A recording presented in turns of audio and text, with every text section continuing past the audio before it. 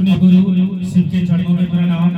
इस धारा के प्रवर्तक साहब श्री हरिंद्रानंद जी, दीदी नीलम आनंद के चरणों में प्रणाम। उपस्थित सभी भाई बहन के चरणों में मेरा प्रणाम। देखिए भाई बहन, हमारे आपके घर में जब भी बच्चा जन्म लेने वाला होता है, जब कोनो बच्चा जन्म लेने वाला होता है, घर पे हो या अस्पताल में हो, अगर खास करके अस्पताल में होते हैं तो हम लोग डॉक्टर को बड़ा परेशान करते हैं। पेशेंट अंदर है, यानी जो माताएं बच्चे को जन्म देने वाली हैं वो तो अंदर है। जैसे ही धोखे से भी डॉक्टर को हम और आप देखते हैं तो उनसे पूछते हैं डॉक्टर साहब क्या हुआ, कहते हैं लोग अगर पूछते हैं कि भाई क्यों परेशान हो तो हम और आप बताते हैं कि आज मेरे घर में मेहमान आने वाले, नया आने वाला होता है ना, इसलिए कहते हैं मेहमान आने वाले। कितने तो कहते हैं कि आज मेरे घर भगवान आने वाले हैं। होता क्या है, जैसे ही बच्चे के रोने की आवाज हम और आप सुनते हैं, यानी बच्चा जन्म लेता है तो रोता है नहीं, बच्चा जन्म लेता है तो रोता है ना, बोलबो कीजिएगा ना। तो बच्चा जैसे रोता है तो हम और आप क्या करते हैं, हंसने लगते हैं। बेटा हो या बेटी हो, यानी लड़का हो या लड़की हो तो बाद में देखते हैं, लेकिन जैसे ही बच्चा जन्म लेता है वह रोता है तो हम और आप हंसने लगते हैं। और कहीं कहीं ऐसा भी होता है, बच्चा जन्म लेता है बच्चा नहीं रोता, और जब बच्चा नहीं रोता है तो क्या होता है, हम लोग रोने लगते हैं। अगर बच्चा रोया तो हम और आप हंसते हैं, बच्चा नहीं रोया तो हम और आप रोने लगते हैं। लोगों ने पूछा कि भाई क्यों रो रहे हो, तो हम और आप कहते हैं बेटा या बेटी, यानी लड़का या लड़की जन्म लिया था जो मर गया इसलिए रोते। झूठ बोलते हैं हम और आप बिल्कुल सरासर झूठ बोलते हैं कि बच्चा जन्म लिया मर गया इसलिए रोते हैं। अगर बच्चे के लिए रोते हैं तो बच्चा दोनों ही स्थिति में आता है, जिंदा हो या मुर्दा हो, बच्चा तो आता है। हकीकत यह है कि उस बच्चे के लिए हम और आप नहीं रोते हैं, उस बच्चे के अंदर में सूक्ष्म परम चैतन्य आत्मा जो ऊर्जा है, एक इकाई है, वह श्वास जिसे ईश्वर महेश्वर परमेश्वर इत्यादि नामों से विभूषित किया गया, वो परमात्मा का अंश उस बच्चे में नहीं आता है तो हम और आप रोते हैं, और आ जाता है तो हंसते हैं। अब देखिए, हमने महादेव से पूछा, क्योंकि यह घटना मेरे घर में हो गया, एक बार नहीं दो बार हुआ।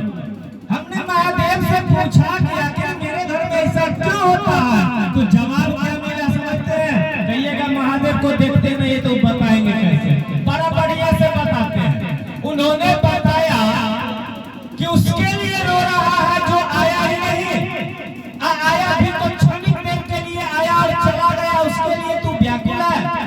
अरे मैं तेरे अंदर में कई वर्षों से हूँ, अगर आज तू 40 साल का है तो 40 साल से हूँ, अपने लिए कभी रोकेगी। देखिए बड़ा मार्मिक बात, तो वो श्वास हमारे आपके अंदर में आया, हम और आप इस धरती में आकर के इस दुनियादारी के पकड़ में आ गया। यानी धरती के पास में एक आकर्षण बल होता है, जैसे कोनो गेंद को या ढेला को ऊपर फेंकते हैं तो वह नीचे गिर जाता है, ऊपर काहे नहीं चला जाता है, इसलिए नहीं जाता है कि धरती के पास गुरुत्वाकर्षण बल होता है, वह बल नीचे खींच लेता है। हम लोग धरती पर रहते करते हैं तो हमको अच्छा क्या लगता है, अपना बच्चा अच्छा लगता है, अपना घर अच्छा लगता है, अपना जमीन जायदाद सब कुछ अच्छा लगता है। बस यही कहते हैं कि यह मेरा है, वह तेरा है, वह उसका है, या विषमता की स्थिति आ जाती है, इसमें समभाव नहीं हो पाता है, सबों का मत एक नहीं हो पाता है। कहा गया कि कलयुग बैठा मार कुंडली, जाऊं तो मैं कहां जाऊं, हर घर घर में रावण बैठा, इतने राम कहां से लाऊं। रामायण का हम आप देखे हैं टीवी में, रावण का भाई था विभीषण,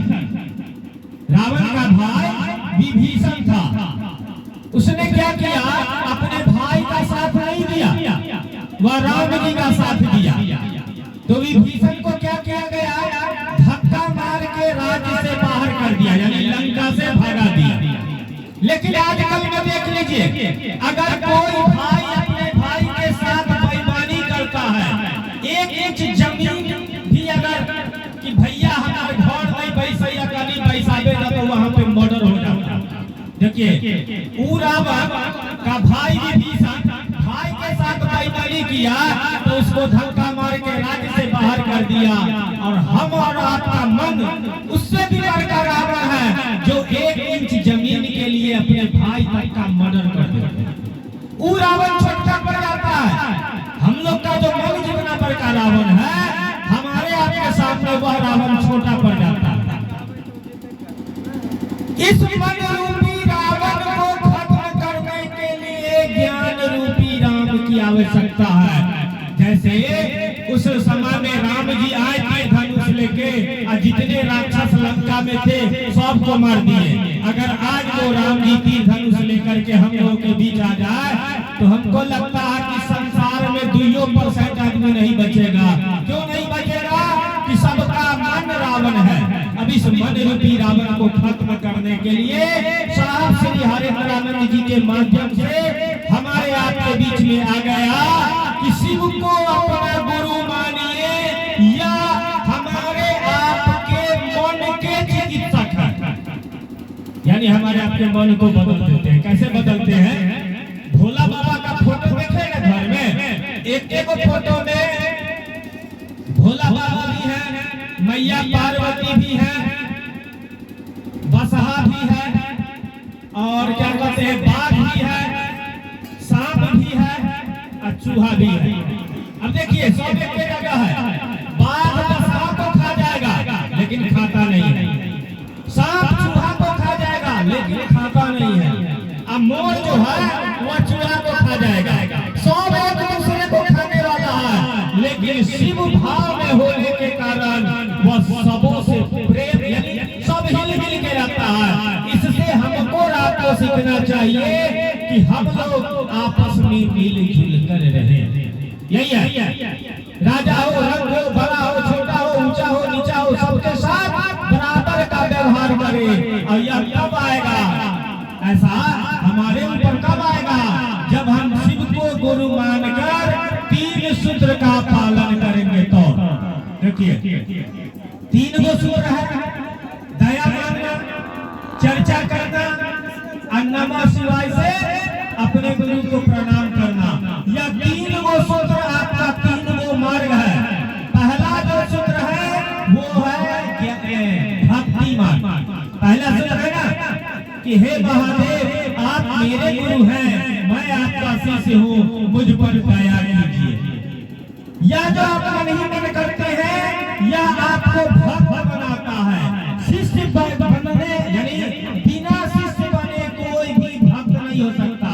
चाहे वो कितनियों बड़का चंदन टीका कर ले, कितनियों बड़का जटा पहना ले, लाल लाल पीला पीला ड्रेस पहन ले, वह भक्त नहीं हो सकता। वह याजक हो सकता है, वह मांगने वाला हो सकता है, भक्त नहीं हो सकता। क्योंकि भक्ति का मतलब होता है प्रेम। भक्ति माने प्रेम, और प्रेम में केवल लिया जाता है, लिया नहीं जाता है कुछ। लेकिन हम लोग क्या करते हैं? हे महादेव अहाँ हमर गुरु छी, हम अहाँ के चेला छी, हमर 1 तल्ला भ गेलै, आप 2 तल्ला कर दी। महादेव से यही मांगते हैं दया में, लौकिक सामान मांगते हैं। हे महादेव अहाँ हमर गुरु छी, हम अहाँ के चेला छी, हमर बेटा के नौकरी धरा दी। यही सब मांगते हैं। लेकिन कहा गया कि लोग मांगे भी तो किससे मांगे? देने वाले तो वही महादेव है। होता क्या है कि एगो मैया ने मांग लिया कि हे महादेव हमारा बेटा नहीं है, एकटा बेटा दियो। महादेव एकटा बेटा दो देलखिन। वह बेटा नंबर भेल, बेटा जब नंबर भेल त कोनो एहन बात भेल न तो उ बेटा मतारिया के देलक जब हमरा खींच के। अब देखिए अब मैया बोल रही है कि हे महादेव एहन पूत से हम नहीं उतरेंगे। देखिए अज्ञानता में आपने मांग लिया, अज्ञानता में मांग लिया, लेकिन उसका भोग कैसे होगा उसका ध्यान नहीं। महादेव देने वाले हैं, दे दिए हैं। अब यह मांग थकता है कि महादेव से खाली मांगवे करते हैं, खाली मांगिए रहे हैं, महादेव को कुछ देते नहीं है। जैसे ही यह विचार हमारे आपके मन में बैठेगा, यानी ठहराव होगा, आप शिष्य से भक्त बनना शुरू हो जाइएगा।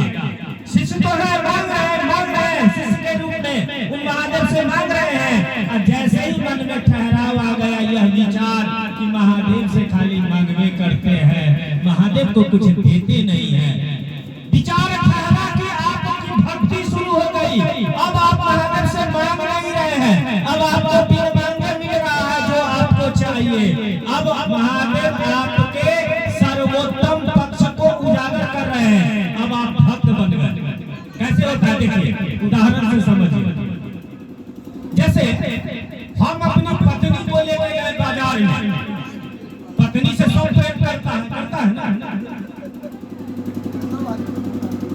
तो पत्नी को लेके गए बाजार में कपड़ा खरीद, हमसे पूछी कि आपको कौन वाला पसंद है, हम पूछे कि तुमको कौन सा पसंद है दोनों आदमी खरीदना था साड़ी, हमको पसंद था हरा कलर का साड़ी, पत्नी को पसंद था लाल कलर वाला। अब देखिए पत्नी को पसंद है लाल वाला साड़ी, हमको पसंद है हरा वाला साड़ी। अब पत्नी कहे कि हमको लाल वाला चाहिए, तो हम भूलों से कह सकते हैं कि नहीं हरा वाला लो, बड़का बवाल न खड़ा हो जाएगा। क्योंकि पत्नी से प्रेम है तो आपको पत्नी के मन से चलना होगा। साहब लिखे हैं आओ चले शिव की ओर, आपको शिव से प्रेम हो जाएगा, महादेव से प्रेम हो जाएगा, तो आप अपने मन से नहीं चल पाइएगा, तब आप महादेव के मन से चलिएगा। अपने मन से कितना देर तक ठहरिएगा। कहते हैं कि हे शिव आप मेरे गुरु हैं, इतना जो कहें कि आप मेरे गुरु हैं, आप बंदर और बंदर के बच्चे वाली जो कहानी है वह होगा। यानी जैसे एगो बंदर का बच्चा अपनी माँ को कस के पकड़े हुआ है, अब बंदर ई डाली से ऊ डाली छलांग लगा रहा है, कब बंदर का बच्चा नीचे गिर जाएगा उसकी गारंटी नहीं है। इसमें गलती किसका होगा बोलिए? अरे बंदर का बच्चा अपनी माँ को पकड़े हुआ है, अब बंदर जंप लगा रहा है, और जंप लगाने में अगर वह बच्चा नीचे गिर गया तो किसका गलती? बच्चे का कि बच्चे की माँ का? बच्चा का गलती होगा, क्योंकि वो बच्चा कस के पकड़ा क्यों नहीं? अब जैसे ही कहते हैं कि मैं आपका शिष्य हूँ, झट से आप क्या बचाते हैं कि बिल्ली अपने बच्चे को मुंह से पकड़े हुई है, ठीक है? अब वैसे में बिल्ली दौड़ रही है, अगर उसके मुंह से बच्चा गिर गया तो गलती बिल्ली की होगी। यानी हे शिव आप मेरे गुरु हैं, अभी आप अटके हुए हैं, कितना देर ठहरिएगा, है ना? कोई जिम्मेवारी नहीं है। जैसे ही कहते हैं कि मैं आपका शिष्य हूँ, सारी जवाबदेही गुरु ले लेते हैं। यानी गुरु का हाथ आप नहीं पकड़े हुए हैं, आपका गद्दा पकड़ लिया है गुरु। अब कितनी आंधी तूफान बाढ़ को हिलना है, गुरु जो हाथ पकड़े रहेगा तो आप भक्ति कीजिएगा तो खींच लेते हैं। इसीलिए कहा गया कि पहला सूत्र भक्ति मार्ग, और दूसरा सूत्र को कहा गया कि यह ज्ञान मार्ग है। देखिए साहब कहे हुए हैं कि अच्छे बुरे की समझ देकर जाऊंगा, लोगों को परखने की नजर देकर जाऊंगा, यारों मैं इस जमाने का संग तराश हूँ, पत्थर को भी बोलने का हुनर देके जाऊंगा। तात्पर्य यह है कि हमने देखा पत्थर से तात्पर्य संग तराश कहते हैं कि पत्थर को खोद कर जो मूर्ति बना दे उस कारीगर को कहते हैं संग तराश। यहाँ संग तराश से तात्पर्य है जिस भाई बहन को अपना नाम लिखने नहीं आता है, बिल्कुल अंगूठा छाप है, वह भी शिव चर्चा में जाने के बाद, कुछ सीखने के बाद, बड़े बड़े मंच पर मछली ठेठी भाषा का छोड़िए डायरेक्ट हिंदी में बात करती है, होता है ना? यही है संग तराश। तो शिव चर्चा को कहा गया कि यह ज्ञान मार्ग है। कुछ आप बोलते हैं, कुछ हम सुनते हैं, कुछ हम बोलते हैं आप सुनते हैं, यही है ज्ञान मार्ग। शिव चर्चा में आपके ज्ञान का परिमार्जन होता है। आप जो नहीं समझे हैं, ना जाने महागुरु महादेव किसके मुख से कब क्या करवा देते हैं वह सोच के घर से नहीं आते हैं। घर से सोच के आइएगा कि जाते हैं आज सिर्फ चर्चा में ये बात बोलेंगे, आप भुला जाइएगा, इसकी गारंटी है। सोचा हुआ बात नहीं बोल पाइएगा। और जो कभी नहीं सोचे हैं ऑटोमेटिक आपके मुखार बिंदु से निकलता रहेगा। यह हो गया ज्ञान मार्ग। अब तीसरे सूत्र को कहा गया कि यह हमारा आपका कर्म मार्ग है।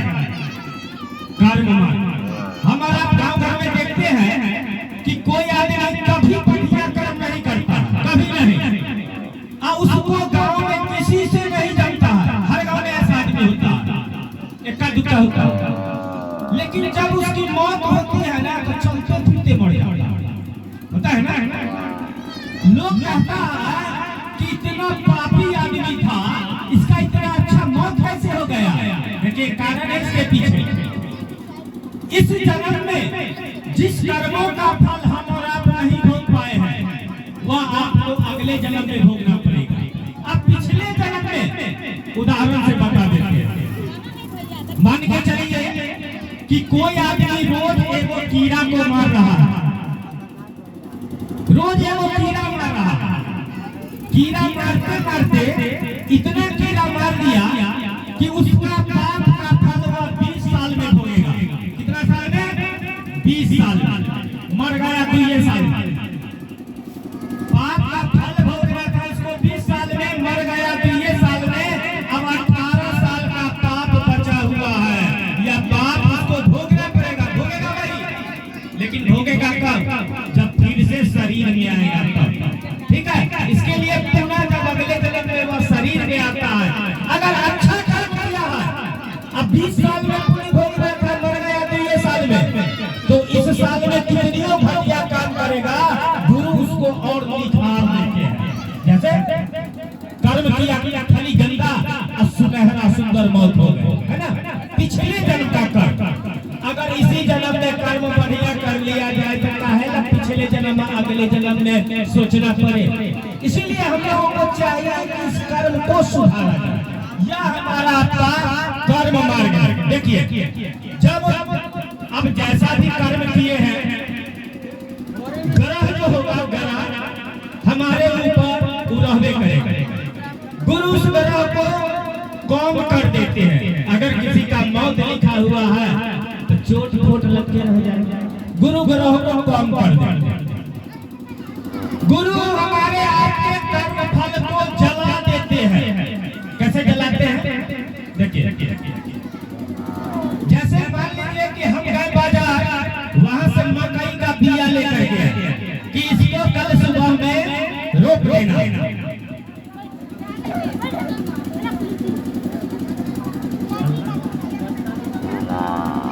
मकई का बिया लाए कि कल इसको खेत में रोप देना।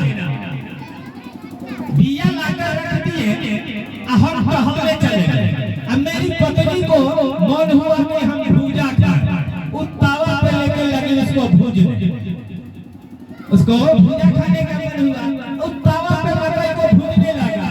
जैसे ही लावा, यानी अब लावा फूटने वाला था कि हम पहुंच के नहीं क्या कर दिया, इसको तो कल खेत में रोपना है। बेचारी हुक हो गई।